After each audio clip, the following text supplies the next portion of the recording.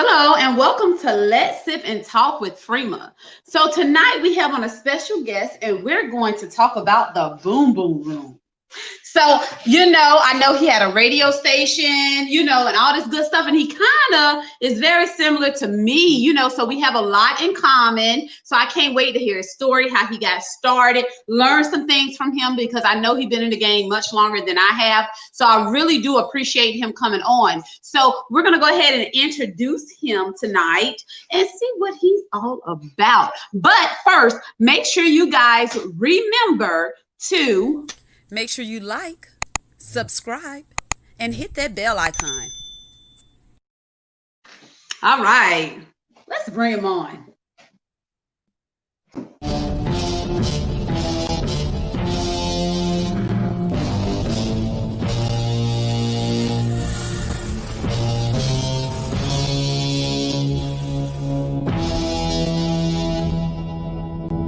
Oxley in front court, right to the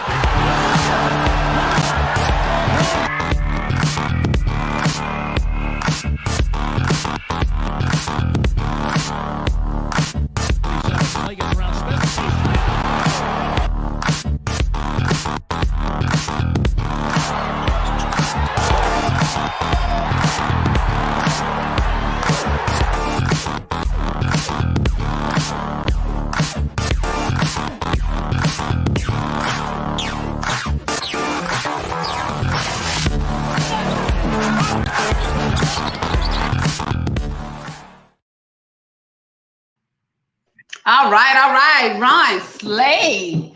Hi, how are you doing? Hello, Freema. How are you doing? I'm great. I am fine. So if you don't mind me asking, good evening, William. Thank you so much for tuning in. Tell us a little about yourself. Well, it's a little, it's complicated. It's a lot. But let me try to sum it all up for you. I'm the oldest of 13. 7 on my mom's side, 6 on my pop's side. So I'm from in a sense all over Tennessee. So when people ask me where I'm from, I was born in Memphis, raised in Chattanooga, bred in Nashville. That's the way I. So you really, literally were all over Tennessee. I'm all over. So my pop's side of the family is from West Tennessee. My mom's side of the family is from East Tennessee. And she actually went to school at Tennessee State University. And my pops went to school at Tennessee State University in Nashville, Tennessee. So grew up here. I grew up here. And I said 13. Yeah, 13, man. And you're the oldest. I'm the oldest. So yeah. That had to be a lot on your plate, no? In a sense it was, but at the same time, growing up, you only know what you know at the time. So it looked normal to me. I just thought it was the everyday struggle, growing up in a single parent household. But my pops wasn't in my life growing up, but I did have other influences step in, as far as coaches, mentors, uncles, whatever it may be. It's not like I didn't have any guidance or anything, but when you get away from basketball and everything in sports, you go home and you're the man of the house, you know what I'm saying? So I started at 8, 9 years old. So I kind of grew up quick, didn't have a normal childhood that some would, but nothing I complain about at all. Absolutely. That formed and made me into who I am, So and I come from athletic family. My mom was first black volleyball player at UTC at University. Wow. Yeah, so transferred to Tennessee State. Met my pops. My pops was a running back for the Tennessee State University. Got the opportunity to go play for the Oakland Raiders for a year. So, so the genetics, whatever, you know what I mean? The genetics. Definitely. So I've seen a few clips of you. So like you said, you kind of answered the question I was going to ask. You came from an athletic background. Right. So give us a little insight of that. Is that something you definitely wanted to do, or is that something you felt you had to do because that was molded in you, if you understand what I'm asking? Yeah, without a doubt. I think it was in me, and I was around sports all the time, grew up around sports. So my mom after playing at Tennessee State University, she went on to coach there. So my mom was a volleyball coach, cheerleading coach, a jack of all trades at Tennessee State. And I grew up there. So going to 10, 11 years old, growing up with the likes of Anthony Mason, Carlos Rogers that played basketball there. You know what I mean? And then my godfather was Richard Dent, who went on to play a Hall of Fame career with the Chicago Bears. So I was engulfed in the culture of sports. You know what I mean? Whether it was volleyball, whether it was cheerleading, basketball, baseball, anything, I was always there. And would have been a single parent household. We were at the campus all the time. So my mom had volleyball practice. Me and my brothers were on the side, you know what I mean, doing homework or chasing the balls down or doing whatever we were doing around on the side. So we always saw it. And I think at a young age, I did want to be in it because I grew up around it and I love the atmosphere. You know what I mean? Like I love guys being able to control the crowd and play and get people to cheer for you. So that was automatically in me. You know what I mean? There wasn't anything that I felt pressure like that. My mom was forcing me to play or anything like that. It just all came natural. Okay. So do you have children, Ron? Yeah, I do. I got one. I got a little boy. I got a little boy, 10 years old. Ron Slade. So is he following that path? Is he athletic, into sports? You know what? I just now this year let him get involved in basketball. What do you mean let? Like you didn't want him to do it previously? No, I was more so letting him choose his own way. You know what I mean? My son is a Disney kid. You know what I mean? Us as adults and parents, I think we look at it and try to, give our kids everything we didn't have. So that's what he was. And my lady that I'm with, she had 2 kids prior to me. So I helped raise her daughter, was in her life since she was 6. So I really got 3 kids in a sense, you know what I mean? But one of our own together. But my son, Ron, I didn't let him. I did not let him play basketball or anything. I just didn't force it on him. You know what I mean? He asked about it, we'll go do it. Because I'm the type, we're not getting in it unless you want to do it. Yeah. You ready to get to it? Then let's go. You know what I mean? Right. Enjoy your life, you know what I mean? He's a Disney kid right now. He loves Disney, everything Disney, and that's cool. You know what I mean? Because it's a different responsibility for me. Natasha said, did any of your siblings make it to a professional level? Did you or any of your siblings? Yeah, we all did. We come from a blessed family. I made it to play pro basketball for 14 years. Had a little stint with the Miami Heat and then 13 years overseas. My brother, I don't even know where he falls in the category, but my other brother. I had so many, y'all. Yeah, it was a lot. So probably about the 10th one. Ramon Foster. He just retired from the Pittsburgh Steelers. He was with the Steelers for 11 years, and then my other brother Ronaldo Foster. He played with the Falcons and the Saints. So he was in the NFL for about 5 years. I got another brother, Rodney Carney. He was drafted and played in the NBA for about 7 years and still continue to play overseas right now.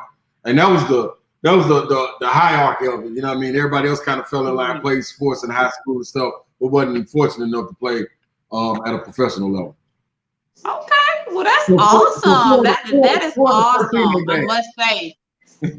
William said, "Are you still hooping over there? Are you retired now?" They want to know. You know what, William? I haven't officially retired, but you know what I mean. Somebody called me, I'm out. You know what I mean. But I haven't played professionally in 4 years. So I came back, finished my degree at the University of Tennessee, got that done, and now I'm coaching over at a private high school here in Nashville, Tennessee, called Ensworth High School. So still do my feet with, yeah.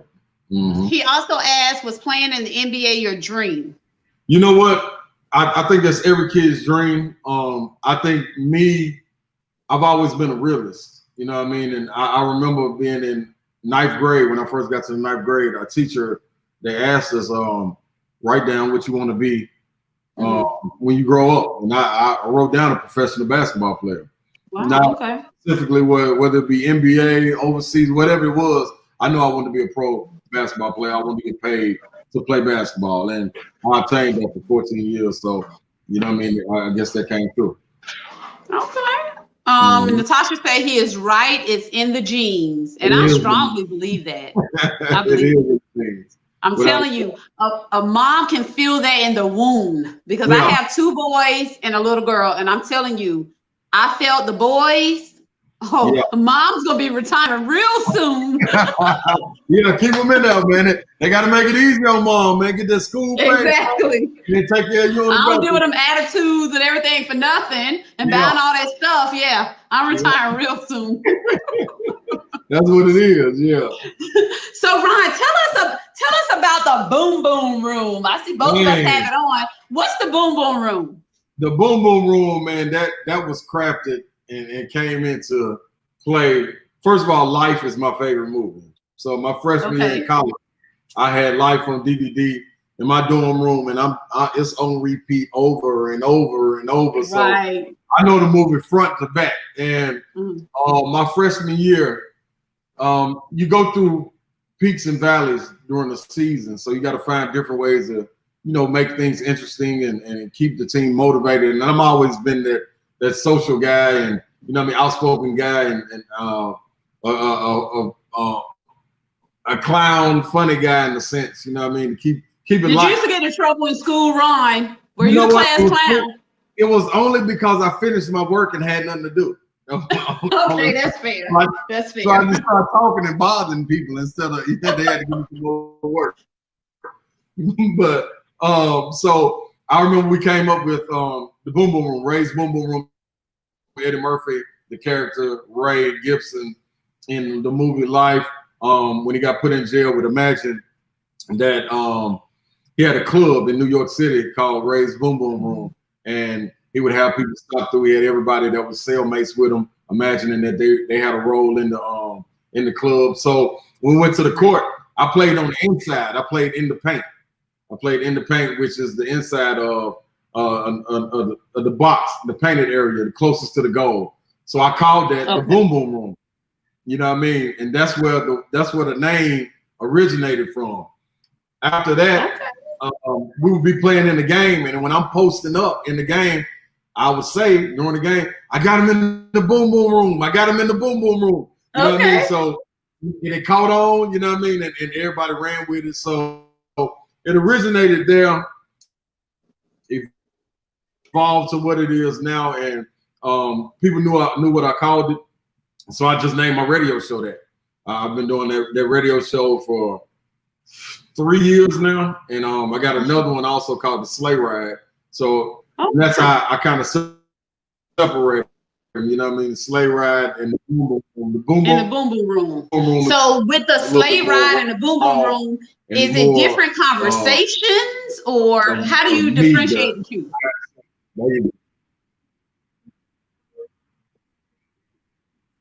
Yeah. So the Sleigh Ride is a show that I do in Knoxville, and it's based solely around past games, the games coming up, talking about the players, and just give you an insight of what's going on with Tennessee basketball. Okay. The Boom Boom Room is more, I definitely cover Tennessee football, Tennessee basketball. That's my basis. And all sports in general. It's an hour show. So whatever I can cram into that hour show, and whatever comes to my mind that I feel free to talk about, that's what I talk about. So that's the Boom Boom Room is more me being who I am. You can get anything. Yeah. So you're more transparent on a Boom Boom Room.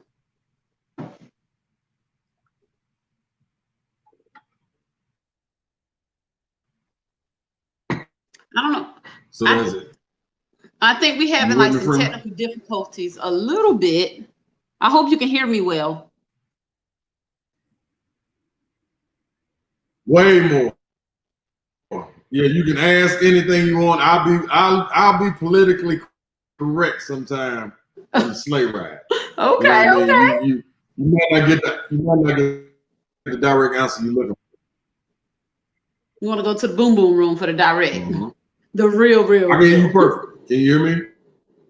I can hear you, but I think we kind of delayed. That's all. We sipping and talking. That was a little. That's cool. We're actually a bit of moonshine for you guys. You know? You said what? I'm sorry. Mm-hmm.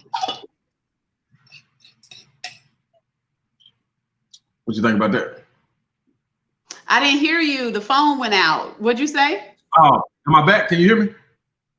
Yeah, I can hear you good now. Okay. I was just telling you, know what I mean, since I'm a country boy and we don't let sip and talk, I just got this some cool little moonshine from straight up from Kentucky. You know what I mean? My uncle make this, you know what I mean, in the back. Okay. In the back. So it's not store-bought like the apple pie and all that stuff, right? This ain't the old smoky. This some real deal. See, this how you know it's real I'll be deal. scared of that. When you see them bubbles and stuff, oh yeah, it's that crystal clear right here, baby. Okay. Well, listen, Ron, I'm from the country too now. I moved from Tennessee like in the 3rd grade. No, I'm lying. When I was three. Okay. My sister was the first Black Girl Scout in Tennessee. Straight up. Yep. That's what's up. See, I knew it was a connection right there, Freeman. That's what I'm talking about. Nashville. Yeah. We went from Chicago to Nashville and then to South Carolina. Man, y'all just got country and country. Country. I love the country. I used to live in Atlanta. It's not for me. It's not for me at all. Yeah, I'm saying. I love the country. William said, what advice would you give a young man to follow in your shoes? Do you think you will make it today in NBA game and style, since they're great players like my boy, number 23, LBJ? Is that LeBron James from the Lakers? Yeah, so guess what, man? You gave me about 3 questions in one. So let me break it down. First of all, I'm a LeBron James fan too, man. You know what I mean? So salute to LeBron. I'm also that was my draft, the 2003 draft, arguably the 3rd best draft, you know what I mean, ever. So there was some great guys in there. What advice would I give a young man to follow in my shoes? The advice I would give him is, 1, be coachable. I think younger kids today get caught up in the glitz and glamour of the social media and the likes and things of that nature, and forget to focus on them and start to worry about outside distractions, whether it be teammates, whether it be guys that they're following on Instagram, watching videos and see what they do, and they forget and lose sight of what they're supposed to be doing and who they are and the impact that they have on the game. So I would one say be coachable and block out distractions. 2, block out distractions. 3 would also be you got to work hard, man. It's no points in the process that are skipped. You know what I mean? If you skip one of those points in your maturation as a basketball player or any sport, it'll come back and bite you. And I promise you, I can guarantee you can't cheat the game. The game will come back and get what's owed to them. So that's my fault. That's my words of advice. You think you'll make it to the NBA game? I do think I would make it in an NBA game today. You know what I mean?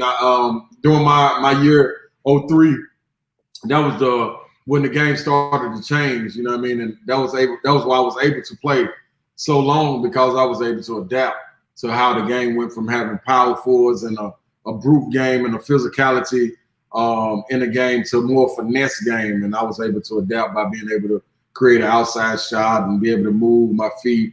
But it all took work being in the summer, and it also took a humble check, looking in the mirror to know that either you can stay where you are and try to get the atmosphere to adapt to you, or you can adapt to the atmosphere. Right. And I was one that was going to adapt to my atmosphere. And I love getting paid to play the game, so I got to go get it. You know what I mean? Does it make you feel good to know that you're the oldest of those 13 siblings and you made it happen? You gave them something to look forward to. Right. Yeah, I think so. And I didn't get to look at it that way while I was going through it. But now every Saturday, me and my brother get together, Ramon, and, we get some cigars and sit back and watch games on Saturday. We always have some real talk, you know what I mean? And, he was revealing, like, man, if if I didn't go to Tennessee, if I went somewhere else, I was going to try to go there. He was going to try to follow in the footsteps, me and my brother Renardo. So, you know, it was, I'm glad I did the right thing and I did it the way I did, because you never know who's watching. And I never knew. Absolutely. You know, we didn't grow up in the same household. You know, I mean, he grew up in Ripley, Tennessee with his mom. I'm way in Nashville. We didn't really meet until 11, 12, 13 years old. You know what I mean? But who knew that he was watching me to see what I was going to do, and he used that as gas for him and fuel for him. Absolutely. And it turned out really good. So yeah, I look back on it that's I awesome. set the tone the correct way. Absolutely. And that's great. And that's what I tell a lot of people. You never know who's watching. You know what I'm saying? So it's best to put your best foot forward, regardless if someone's around you or not, because you just never know. You just never know. I do want to ask your advice on this. And I don't know if it's because I know you have a radio show, whatever, you're a realist. I told my kids the other night, I have one basketball player and I have one football player. Right. So with the football player, I noticed I always thought it was an offense and a defense. You play either or. However, he's only in the 8th grade now, but he would play the whole time, offense, defense, like the whole time. So I found myself sipping after a Friday night show, and I told them, you have to learn when you're an asset to the team, when you're an asset to the coach. So if he's keeping you in the entire time, then you can tell that coach, I need to sit out this quarter, or I need to sit out, you know, at least for 5 minutes. I feel like once you learn that you're an asset to someone or something, you got to speak up. Was I wrong for telling my sons that? You know what? It's one of my first love was football, and I played that all the way to my junior year when I broke my wrist. So I have a little bit. I'm fond in both. As that goes, I don't think you're wrong in that, because your motherly instincts kick in. You know what I mean? And you don't want your son to burn himself out or run himself ragged. You know what I mean? Because when you get as big as you are, that's when injuries happen. So I do think though, you got to tell him one thing. You always got to do is listen to your body. Your body will never lie to you. If you feeling tired, you know what I mean? It's okay to come out for a play or two. You know what I'm saying? And then go back in. But you never want to play tired, because that's the get hurt. It's a guarantee. You know what I mean? Because you lollygagging or lackadaisical going 80% and somebody else going 100%, and you can't make that quick cut like you need to, boom. And you know what I mean? You got some foolishness happening. So I think you were right on about that. But one thing, he got to listen to his body. And I always talk to your coaches. The coaches know your asset. Take care of your asset. You know what I mean? Right. Like, don't burn your player out. So yeah, he played the whole game, and I'm like, this is not normal. Yeah, my nephew, my son, both of my sons, and it's like, dude, they keep him on the court the whole time. It's too much. It's too much. They'll keep it as long as possible, because the job for the coach is to win. And if you give me the best opportunity to win, I'm gonna put you on the floor unless you tell me take you out. You know what I mean? That's what I always tell all my kids also. So, you know what I mean? You can sub yourself out. And if you sub yourself out, you can put yourself back in. If I sub you out, I'm putting you back in when I feel like putting you back in. So it's best to go until you're tired and sub yourself out. And then come back. I'm going to make sure they hear this segment, because I need them to understand Mama know what she's talking about. Right, right, most definitely. Natasha said, to be such a large family, you'd imagine there was struggle. Sounds like Mom held it down. Oh, yeah. Now listen, as much as it was success on the back end, now believe me, throughout the entire struggle, it was a struggle. You know what I mean? Like my mom did the best she could, you know what I mean? And in our household, like I talk about the 13 brothers and sisters, but in our household, it was 7 brothers and sisters, just with my mom. And we moved from home to home, you know what I mean, side to side. In Nashville, I grew up on all sides, you know what I mean? And I just looked at it. At that time, I had to play tricks in my head, like, okay, we get put out, and we ain't just moving, we get put out, you know what I mean? So we moving to another side of town. I'm just looking at it like, all right, I get to start over, you know what I mean? Every mistake I made on that side of town, I'm gonna here, and I'm gonna start with a clean slate and do something totally different. You know what I mean? And I think that worked. You know what I mean? But it was definitely a struggle. I recall the time, man, we was coming on the bus. I was in 8th grade. We've been in the corner. We stayed in the projects. We've been in the corner. There's some stuff sitting out on the street. So God. My partner, we joking on the back of the bus. You know what I mean? Like, hey man, somebody got put out. You know what I mean? Boom, boom, boom. He like, man, hell yeah, man, somebody got put out. So the closer we getting, I'm looking. You notice it's your stuff. Yeah, I'm like, hey dog, man, that's our stuff, man. We didn't got put out, so it turned around to joke on me. You know what I mean? How old were you? I was 13. Oh God. I was 13 years old. And, at that time, it was only 4 of us. It was me, my brother Pat, Chris, and Taylor, who was the youngest. But yeah, so I get off the bus, and my homie was like, man, just grab some of your stuff, grab it, bring it over to my house. So we grabbed it, put it up at his house till my mom got off work. You know what I mean? And came and got us, and then shoot, man, we after that my mom worked at Boys and Girls Clubs all the time also. So I remember us getting in the van. We ain't had nowhere to stay. We in the back of the van. She driving around until we fall asleep. I'm in the back. I feel the van stop. I wake up and I'm like, hey mom, what we doing? She was like, no, I was just running in here real quick. We ain't running in, man. It's 1 o'clock in the morning. What you running? She wants y'all to get some rest, but she wants y'all to fall asleep. So I was like, you know what I mean? I always remember times like that, you know what I mean? So the struggle was definitely real, you know what I mean? Going with no lights on and things of that nature. My mom worked the 3rd shift, you know what I mean? The graveyard shift at Walgreens, whatever it was to make ends meet, you know. But right. That was one of the things I think that gave me the character that I had today, you know, and especially in sports and being able to travel the world, being able to adapt to different situations. Like, I feel like, man, I've been in the worst situations. Like, right. Man, it ain't too much clowning you can do on me. Like, I done had it all. Like, all this. You done had it all. Yeah. And I bet it felt good to be able to, you know, I don't know if they give you an advance. I don't know how any of that works, but I guarantee mom, like, this is yours. You don't have to worry about moving no more. You don't have to worry about getting evicted no more. Right. This is yours. Yeah, without a doubt, man. And that's some of the best feeling you can have, you know what I mean? Being able to reach back and take care of your family. And honestly, it was starting in college for me, you know. As soon as I got to the University of Tennessee, my mom then moved up, and I was able to get a name, get an apartment in my name for them to stay at. You know what I mean? So that opened up a better world for them, you know what I mean? Having a house over their head, didn't have to struggle as much. And I'm going to be honest, man, going to Tennessee was the best thing for me because they kind of looked out for my family, you know what I mean? Not the university, but the state, like the alums and things of that nature. So it was cool, man. And, you know, that was all because of basketball. I'm going to be honest. So, he's the oldest out of 13. Yeah. And that's a lot of pressure. Yeah. It is. Yeah, but see, that's the thing. Like, a lot of people don't understand.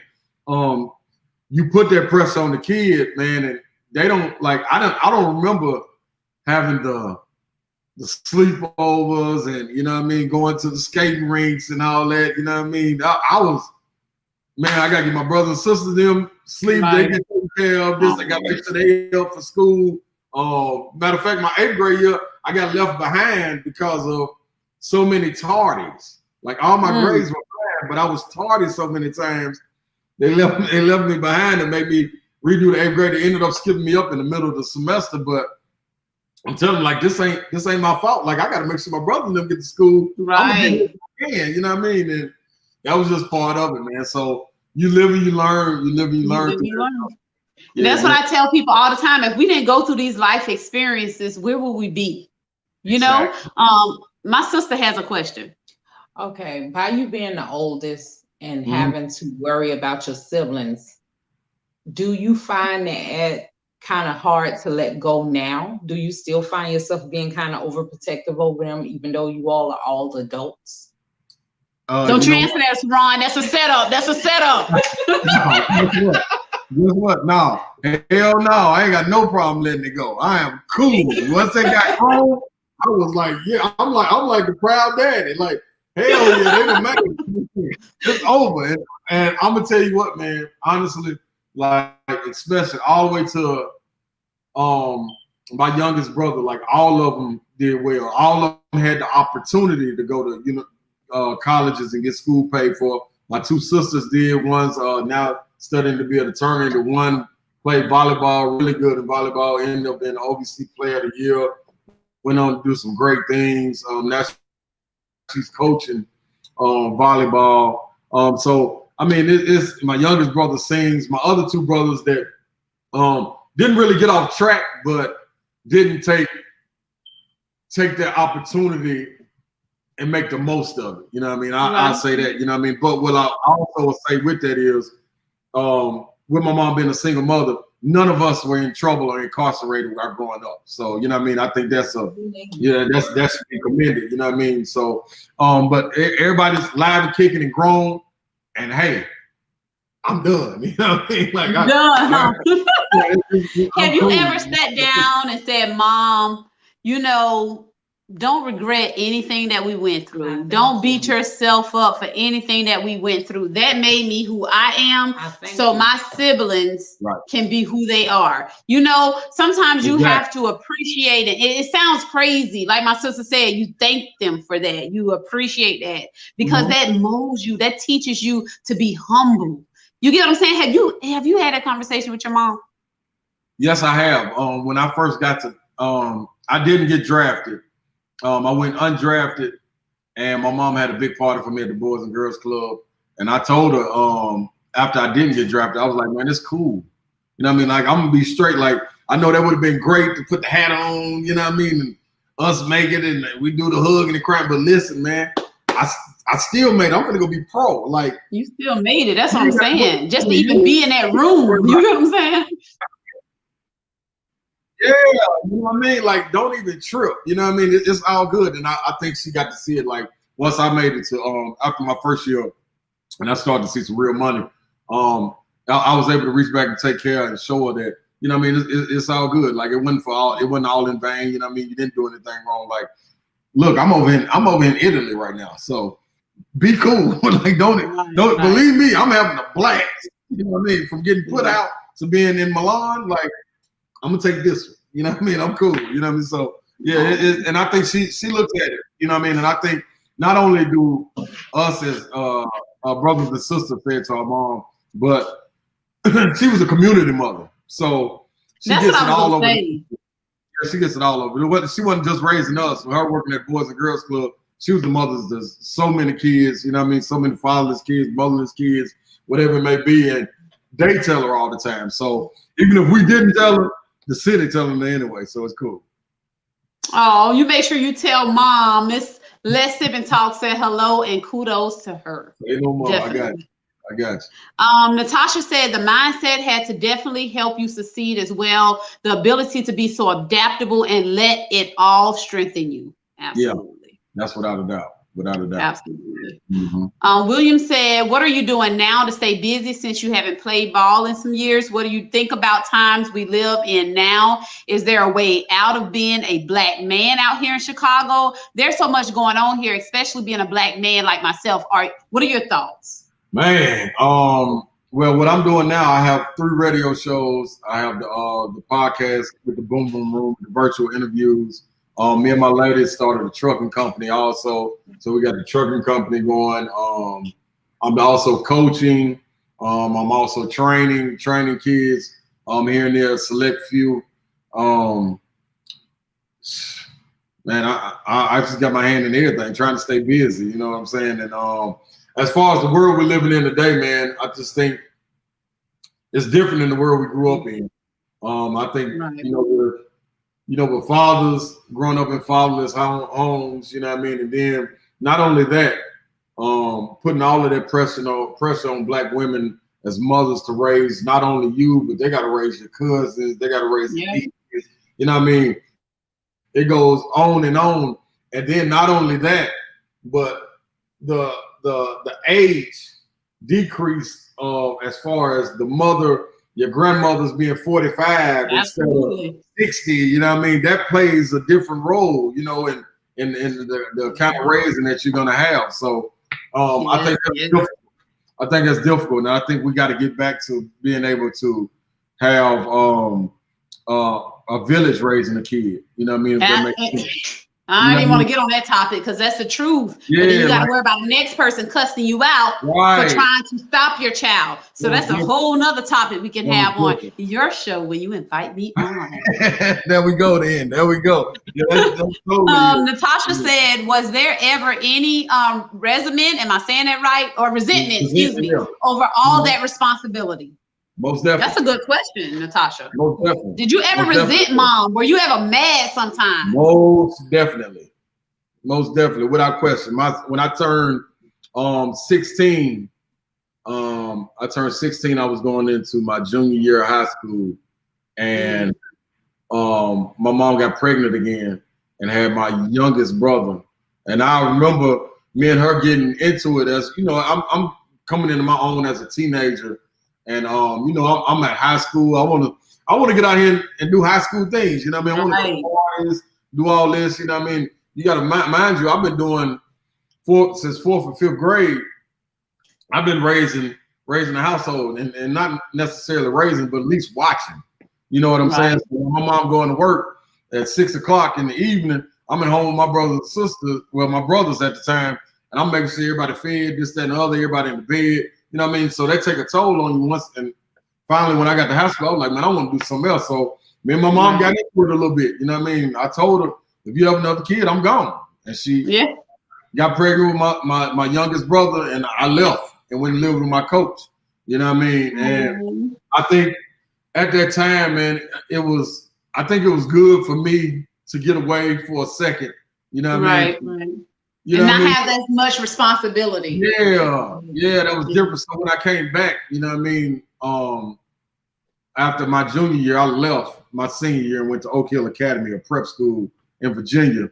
And so I was kind of out of the house since 16, you know what I mean? So after that prep school year in Virginia, which was a boarding school, then my freshman year, I went to University of Tennessee. So that's what made, when my mom and them moved to Knoxville, that's what made us get back locked in. You know what I mean? So it was really a year and a half, in a sense, off. And I think that resentment, man, was selfish in a sense, but at the same time, that's why I say you don't put a kid in an adult's shoes. You know what I mean? Because you don't leave that to me to make your decision like that. You feel what I'm saying?